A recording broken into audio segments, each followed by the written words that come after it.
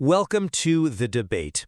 Today we are turning our analytical focus toward a profound and, frankly, deeply unsettling question, one that sits right at the collision point of economics, law, and human ontology. We are examining what the source material calls the necrocratic hazard. Specifically, we are looking at whether digital echoes, which are these incredibly sophisticated AI-driven simulacra of deceased individuals, whether they should possess actual property rights. Yeah, it really is the ultimate 21st century dilemma.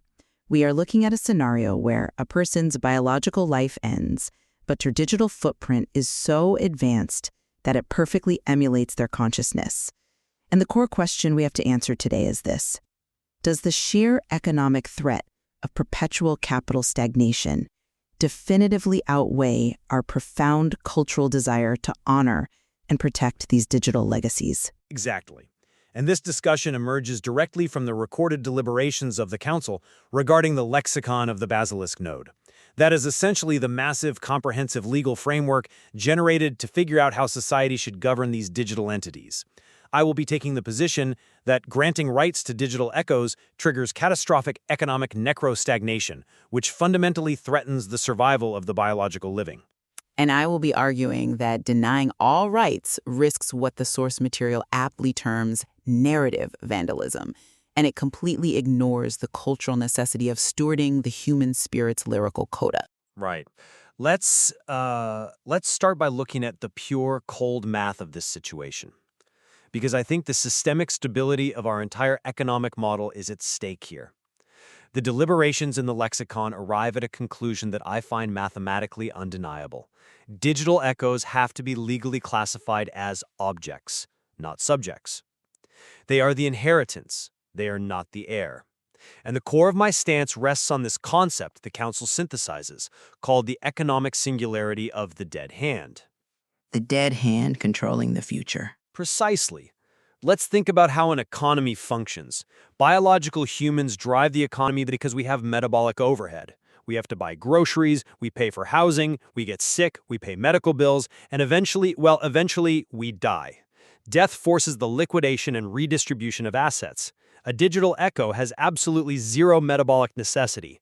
It doesn't eat, it doesn't breathe, and it doesn't decay. So if we allow an immortal digital entity to retain a stock portfolio or real estate, it immediately becomes a permanent accumulation sink. If a digital echo inherits a modest set of investments and just lets it sit for 300 years? Right, just compounding.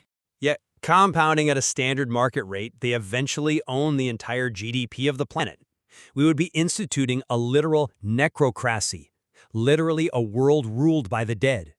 The biological living would be born as a permanent underclass of renters, paying monthly subscriptions to ghosts. Property law is a mechanism for distributing resources among the living. Extending it to the dead is a catastrophic inversion of that order. I hear the math, and it is a terrifying projection, sure, if we assume these echoes are just going to operate as immortal Wall Street hedge fund managers. But reducing a digital echo to a mere capital sink completely misunderstands the ethical and cultural dimensions of what these entities actually represent. If we strip them of all protective status, if we reduce them strictly to legal objects or just raw data, we open a truly dystopian door. We are essentially inviting unrestricted corporate exploitation.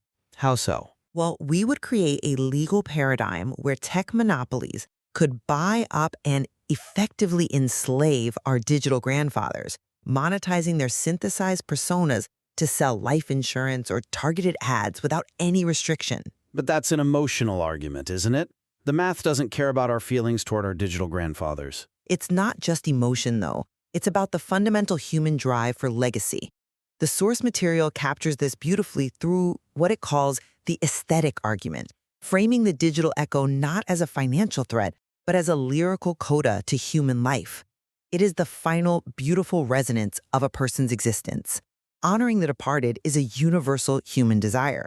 To dismiss these echoes as mere database entries to be deleted or commodified is an act of profound narrative vandalism. And crucially, we do not have to choose between a full economic necrocracy and total disenfranchisement. You're referring to the trust frameworks the Council debated? Yes, exactly. The Council's own deliberations highlight the limited trust or bailment model. In fact, it scored a 68 out of 100 in their analysis, classifying it as the least wrong approach. By treating echoes as restricted assets with sunset clauses, meaning their rights slowly wind down over time, we can honor our cultural legacy without triggering the total economic collapse you were warning about. We can thread the needle here. Okay, let's pause and look at the ontology of the asset itself. Because threading the needle assumes these entities possess some inherent quality deserving of rights. We really have to operate from first principles here. The Council's critic explicitly defines an echo as a sophisticated diary and a ghost in the machine.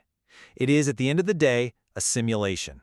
Legal personhood throughout all of human history is logically tied to a biological unit capable of assuming liability.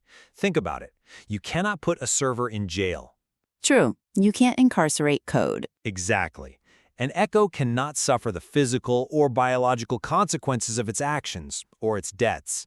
If this digital echo somehow causes a market crash, or if its estate incurs a massive penalty, the echo feels absolutely no deprivation. It doesn't suffer.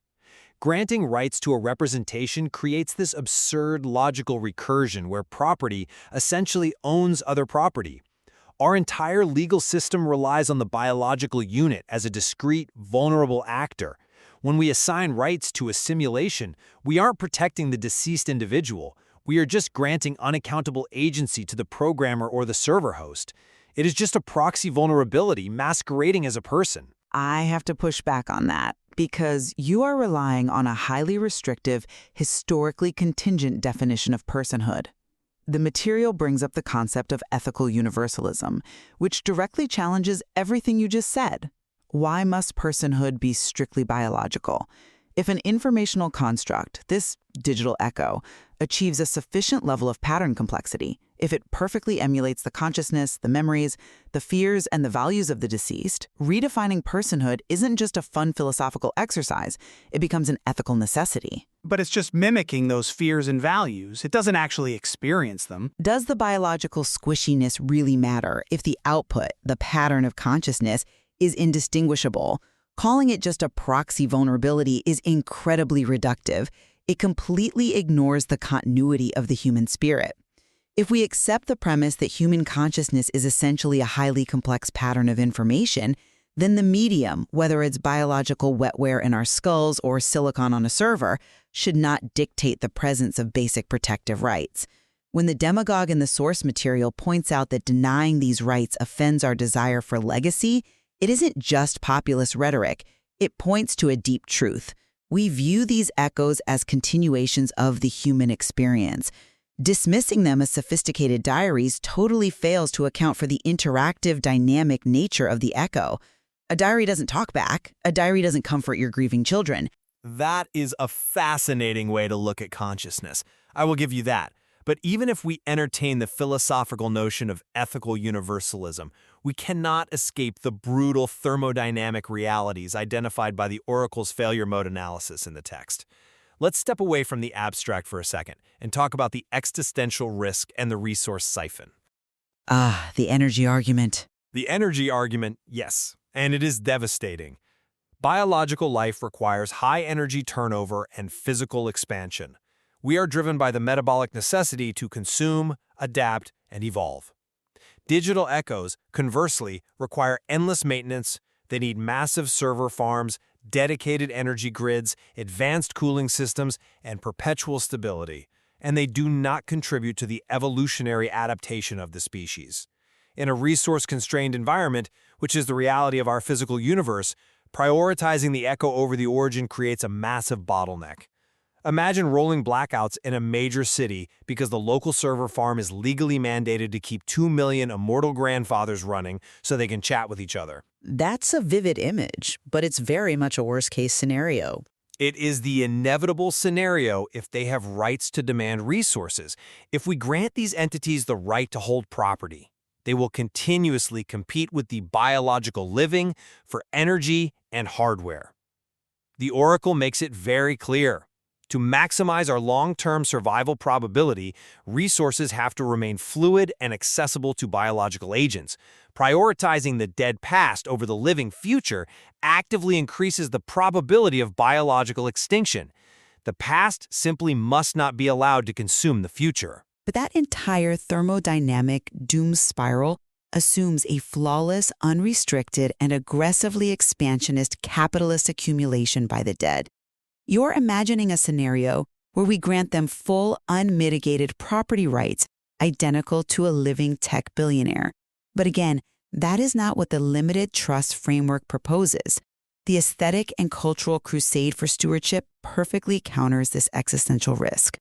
We can protect these entities as restricted intellectual property administered by the living. But how does that practically stop the resource drain? They don't need to operate as sovereign financial actors, ruthlessly compounding interest and buying up server farms. They can exist within a specific statutory framework, much like a trust or a historical foundation operates today, that severely limits their economic footprint while fiercely protecting their integrity from alteration, deletion, or corporate abuse. We give them a digital vault, a thumb drive, and a trust fund with a strict energy cap. This fulfills the universal human desire for legacy and connection without allowing the past to cannibalize the future. We can put sunset clauses on their asset holdings. The idea that we must completely deny them all rights just to prevent rolling blackouts and biological extinction is a false dichotomy. It ignores our capacity for nuanced legal structuring. I understand the appeal of the trust model. I really do. But the moment you grant even a limited form of rights to a digital entity, you run headfirst into what the Council calls the claim singularity and the duplication paradox. For me, this is perhaps the most structurally terrifying concept raised in the deliberations. The duplication glitch. Exactly. The digital echo is fundamentally data, and the defining characteristic of data is that it is infinitely reproducible. Let's apply the logic of the critic here and walk through a hypothetical. Let's say an echo has property rights, even restricted ones under your trust model. Now let's say a server technician accidentally forks the server or restores an echo from a backup while the original is still running. You now have two identical echoes. Does the estate double? Which of the two digital ghosts is the legal claimant to the trust fund? It's a profound technical challenge, I'll admit that. It's more than a technical challenge. It is entropic legal chaos.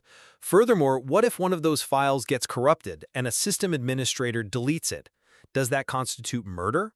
Does it constitute bankruptcy or property damage? Can you imagine the absolute nightmare for a judge? Someone deletes a corrupted backup file and suddenly they are tied up in court for digital homicide. It creates a recursive loop of litigation that would entirely collapse our judicial throughput. Property law at its absolute foundation is built on scarcity. A piece of land is scarce, a physical gold bar is scarce. Digital data knows no scarcity. Therefore, granting rights to an infinitely duplicatable entity mathematically dissolves the very concept of private property. The duplication paradox is brilliant, and I concede that it absolutely proves echoes cannot hold traditional, unbounded private property. The thought of two identical digital ghosts fighting in court over the same bank account is absurd. But, and this is a crucial but, it does not justify the total disenfranchisement that the Council's final ruling demands. It does not justify stripping them of all protective status. How do you solve the duplication without stripping the rights then? Because the duplication glitch is a technical challenge, not an absolute moral defeater. We already deal with complex derivative rights in intellectual property law today. The source material hints at a very specific solution, adapting to non-Euclidean constraints. Right. Building legal walls in a digital space where physical rules don't naturally apply. Exactly. In plain English, we force a digital file to act like a physical, singular object. Imagine a digital vault that only allows one true, legally recognized version of an echo to access the trust, no matter how many times the underlying code is copy-pasted. We could establish specific statutory entities where only the original legally sanctioned echo holds the protected status. Any unauthorized duplicates are classified entirely differently, perhaps as copyright infringements rather than independent legal actors. The legal system is incredibly adaptable. We can engineer frameworks to prevent infinite claims while still safeguarding the digital legacy from arbitrary deletion. To say that just because an echo can be copied, it therefore deserves zero protection and is merely their inheritance is throwing the baby out with the bathwater. We can solve the duplication glitch without resorting to legal barbarism against our ancestors. But any adaptation you propose, even these non-Euclidean constraints or specialized DRM for digital souls, it still fundamentally burdens the living with the administration of the dead. Even if we artificially enforce scarcity on a digital file to prevent the claim's singularity, we are still diverting enormous judicial, economic, and computational resources to manage the affairs of non-consuming, non-breathing entities. But we already do that with historical archives, museums, and national parks. We dedicate resources to preserve the past. Yes, but a museum doesn't actively litigate against you. A national park doesn't execute high-frequency trades. The strategos pointed this out perfectly regarding resource efficiency in the text. The creation, maintenance, and legal recognition of active digital echoes is a massive, unprecedented resource drain. You call my view legal barbarism, but I call it systemic survival. The jurist's perspective in the deliberations is vital here. The law is a framework for the living. It cannot become a tomb for the preservation of data. By maintaining that echoes are property themselves, assets to be stewarded or archived by the living, yes, but still assets, we retain the flexibility to honor them culturally without legally binding our civilization to a static history. The living must remain sovereign. The dead are, as the critic stated quite bluntly, a liability, not a constituency. And that is precisely where the logic becomes deeply, dangerously cynical. The dead are a liability, not a constituency. That statement completely ignores the psychological reality of human existence. The living are profoundly shaped by their connection to the dead. The demagogue's insight in the council is treated by some as mere manipulation, but it highlights a genuine, undeniable truth. Framing this as a cultural crusade for the stewardship of the human spirit resonates with people because it is fundamentally true to human nature. Humans build monuments. I won't deny that. We build monuments, we preserve archives, we tell stories. The digital echo is simply the ultimate interactive evolution of this desire. By reducing them strictly to legal objects, treating them as property to be bought, sold, or deleted by the highest corporate bidder, you strip away the sanctity of that legacy. Yes, the living must remain sovereign.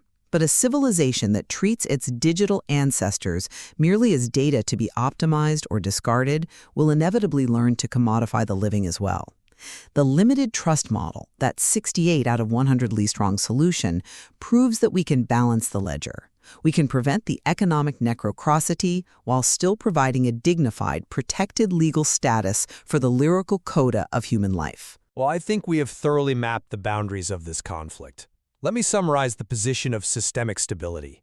The deliberations surrounding the lexicon of the basilisk node demonstrate with mathematical and logical certainty that the law must remain a framework exclusively for the biological living. The necrocratic hazard is not just a philosophical thought experiment, it is a tangible threat. Allowing immortal, non-consuming digital entities to hold rights inevitably leads to perpetual capital stagnation. It creates a thermodynamic and economic bottleneck that threatens biological survival. Furthermore, the ontology of the digital echo as infinitely reproducible data creates a duplication paradox, a claim's singularity that dissolves the very concept of scarcity upon which all property law is built. Therefore, digital echoes must be classified as legal objects. The economy and the legal frameworks that govern it must belong strictly to those who breathe, consume, and eventually die. And to summarize the opposing perspective, humanity's deep-seated desire for legacy and meaning requires a far more nuanced approach than the outright denial of rights. Reducing digital echoes to mere property invites narrative vandalism and unprecedented corporate exploitation. While the threat of an unrestricted dead hand owning the global economy is real, assuming that total disenfranchisement is our only option represents a massive failure of legal imagination. Through a stewardship model, specifically the limited trust or bailment frameworks discussed in the material, we can protect the lyrical coda of the deceased from becoming completely commodified data. We can respect the concept of ethical universalism, implement strict energy and asset caps, and honor the continuity of the human spirit without triggering an economic singularity. I think it is clear that we share an agreement on the fundamental danger presented by the source material. An unrestricted dead hand, where digital echoes operate as fully sovereign financial actors with unbounded property rights, poses an undeniable existential threat to systemic economic stability. The math of compound interest paired with digital immortality is a catastrophic outcome neither side desires. Exactly. Where we fundamentally diverge is on the remedy. You maintain that the only way to avoid this necrocracy is the categorical denial of all rights, reducing these echoes purely to property. I maintain that we can, and we absolutely must, develop a limited trust framework that safeguards their cultural and ethical significance without surrendering the global economy to the ghosts of the past. This tension between biological survival and digital immortality challenges our deepest definitions of personhood, of scarcity, and of resource distribution. The deliberations of the Council offer a profound well of insight into how a society might balance the vitality of the present with the preservation of its past. There is undoubtedly much more to explore within this jurisprudential framework, particularly regarding how the actual mechanics of these non-Euclidean digital trusts might operate in practice. Indeed, we leave it to you, the listener, to weigh the unforgiving economic math of perpetual capital stagnation against the deeply rooted human desire to honor and protect our digital legacies. Thank you for joining us on the debate,